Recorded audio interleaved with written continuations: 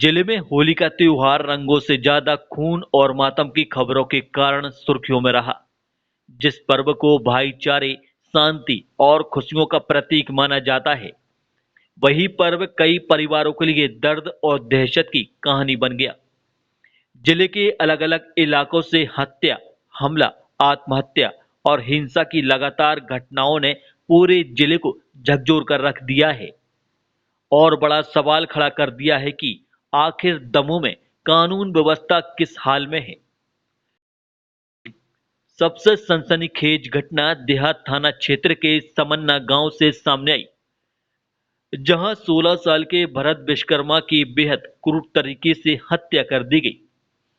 भरत तेजगढ़ थाना क्षेत्र के अर्धखेड़ा गांव से अपनी बहन से भाई दूज पर मिलने आया था, लेकिन आरोपी की गुड्डा पटेल नाम के व्यक्ति ने पहले लोहे की राड से हमला किया और फिर हथौड़े से सिर पर वार कर उसे मौत के घाट उतार दिया।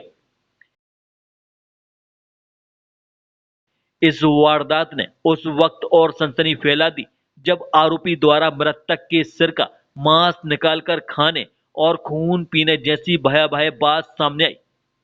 ग्रामीणों ने किसी तरह आरोपी को रोका और बाद में पुलिस ने उसे पकड़ लिया।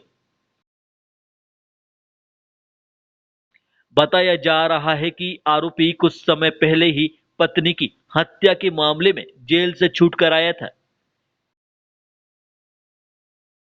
इसी बीच गुरुवार सुबह चौंकाने वाली घटना सामने आई, जब ससुर मुन्ना पटेल ने अपनी बहू सीमा पटेल पर कुल्हाड़ी से हमला कर दिया। वजह केवल इतनी बताई जा रही है कि बहू भाई दूज के मौके पर दूज की पूजा करना चाह रही थी, जो ससुर को नागवार गुजरा।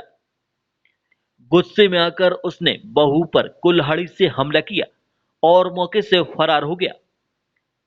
गंभीर रूप से घायल बहू का अस्पताल में इलाज जारी है। देहात थाना क्षेत्र के हतना गांव में 28 वर्षीय चंदू रेगवार का शव मिला, जिसकी गोली मारकर हत्या कर दी गई थी। वहीं तेजगढ़ थाना क्षेत्र की इमलिया चौकी के खारी गांव में 26 वर्षीय दुर्गेश सिंह की पत्थर से कुचलकर हत्या कर दी गई।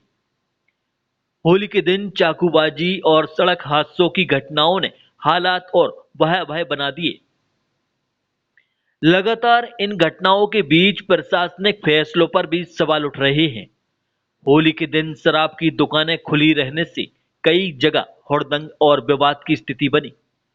ऐसे में यह सवाल और गहरा हो गया है कि जब त्योहार के दौरान अतिरिक्त सतर्कता की जरूरत थी, तब कानून व्यवस्था आखिर इतनी कमजोर क्यों नजर आई। रंगों के इस त्योहार पर खून और मातम की जो तस्वीरें सामने आई हैं, उसने दमों की पुलिस व्यवस्था और प्रशासनिक तैयारियों दोनों को कटघरे में खड़ा कर दिया है।